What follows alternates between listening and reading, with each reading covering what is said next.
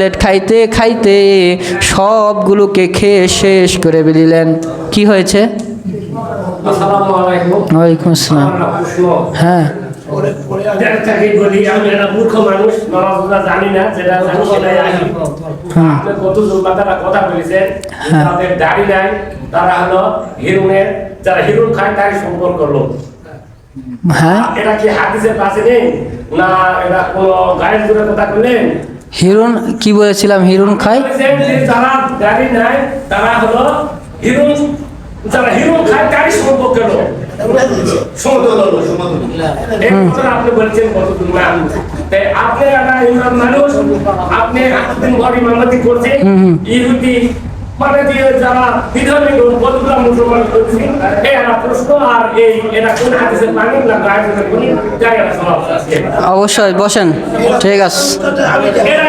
শোনেন, শোনেন আপনি আঙ্কেল, একটু আপনি যে প্রশ্নটা করেছেন না, এটা একটা সামান্য প্রশ্ন। আমি শোনেন, আমি সেটা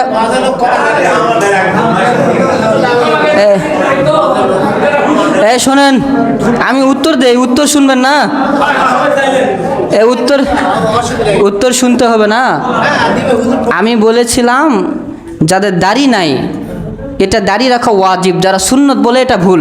হাদিসে আছে দাড়ি রাখা কি ওয়াজিব। যে ওয়াজিব তরক করে সে কখনো জান্নাতে যেতে পারবে?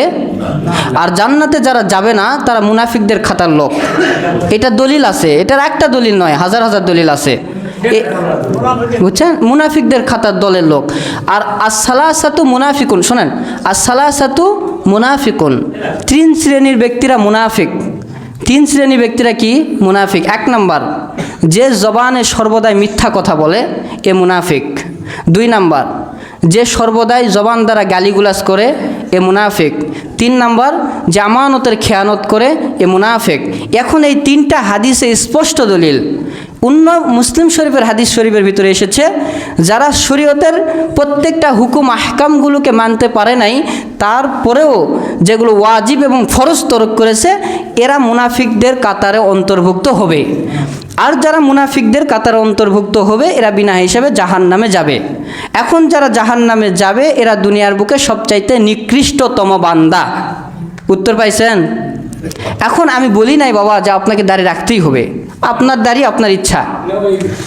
আমি বলেছি শুনেন,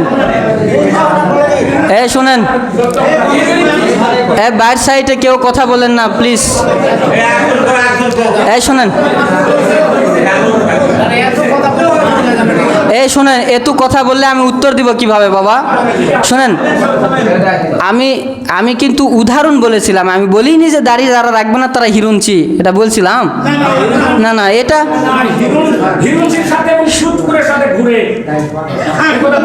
এই যে শুনেন, এই যে ঠিক কথা আপনি মনে করে দিচ্ছেন, একটা ভালো কথা মনে করে দিচ্ছেন। আমি বলেছিলাম কি জানেন, যে যারা এই সুদখোর, এর উত্তর শুনবে না তো, যারা সুদখোর, যারা গাঞ্জাখোর, যারা হিরণখোর, যারা বাবাখোর, যারা বিভিন্ন অশ্লীল কাজে লিপ্ত থাকে, এদের পিছন যারা ঘুরবে, হিরণচিকদেরকে আল্লাহ তাআলা গলা ধরে জাহান্নামের গেটে বলবে যে দুনিয়াতে কি করছিস? এই হিরণচি এখন বলবে, এটা আমার গায়ের জোরে কথা নয়, হাদিসের কথা। হিরণচি বলবে, আল্লাহ দুনিয়াতে আপনার ইবাদত করছি। তখন আল্লাহ তাআলা বলবে, জবান বন্ধ হয়ে যাও। জবানকে সেলাই করে দেওয়া হবে। কি করা হবে? সেলাই করে দেওয়া হবে। হাত কথা বলবে, পা কথা বলবে, বুক কথা বলবে, শরীরের প্রত্যেকটা অঙ্গ প্রত্যঙ্গ বলবে যে আল্লাহ এ তো দুনিয়ার বুকে হিরণ খাইছে আর সারাদিন ঘুরে বেড়াইছে। আল্লাহ তাআলা ঘাড় ধরে জাহান্নামে দিবে এবং বলবে, তোমার পিছনে এখন কারা কারা ঘুরছে? ফেরেশতারা এখন দুনিয়ার বুকে নামে আসবে। আসার পরে দেখবে ওই উমুক ব্যক্তি ওই হিরণচির পিছে ঘুরছে, ওই উমুক ব্যক্তি ওই সুদখোরের পিছনে ঘুরছে, নামাজ পড়ে নাই, উমুক ব্যক্তি উমুক গাঁজাখোরের পিছনে ঘুরছে। আল্লাহ তাআলা বলবে সবগুলার ঘাড় কোনা ধরে জাহান্নামে দাও। এটা স্পষ্ট দলিল আছে মুসলিম শরীফের। শোনেন, মুসলিম শরীফের 4002 নম্বর হাদিস, 6 লক্ষ হাদিস শুধু বুখারী, মুসলিম, আবু দাউদ, তিরমিজিতেই বর্ণনা করা হয়েছে। আরও বিভিন্ন হাদিসের কিতাব দেখলে বোঝা যায় 22 লক্ষ হাদিস। জোরে বলেন, কয় লক্ষ হাদিস? তো এই 22 লক্ষ হাদিসে খালি দুনিয়ার কথা বলে কি আল্লাহ শেষ করতে পারবে? সব কুটিনাটি, কোনো মাসলাতে যেতে হবে না, ফালতু কোনো কিতাবে যেতে হবে না, কোনো বাংলা বইয়ে যেতে হবে না, সব হাদিসে রয়েছে। এগুলো শুনলে হুজুরেরা যখন বলে, আমরা যখন পড়ি চোখে পানি চলে আসে যে আমরাও কতটা ভুলের ভিতরে আসি। আমি যে এখানে আপনাদের সামনে বসে আছি, আমি কি একবারে নেককার হয়ে আসছি? আমারও তো অনেক ভুল আছে, কোনো গুনাহ থাকতে পারে। যার যেটা গুনাহ আছে সংশোধন হওয়ার চেষ্টা করবেন। এটাতে কোনো রাগ বাগ বা হুজুর কেন বললো এরকম, আপনারা এখানে আমাকে কেন রাখছেন বলেন? বেতন দিয়ে রাখছেন তো? আপনারা রাখেন নাই? আপনারা আমাকে কেন রাখছেন? আপনাদেরকে সঠিক পথ দেখানোর জন্য না বেসঠিক পথ দেখানোর জন্য? বাবা, সঠিক পথ দেখানোর জন্য। আপনাদেরকে আমি সঠিক পথ দেখাবো যাতে করে আপনারা জান্নাতে যেতে পারেন। আপনারা যদি বুঝতেন তাহলে তো আমাকে রাখতেন না। বলেন, রাখতেন? এই জবান খুলে বলেন, রাখতেন?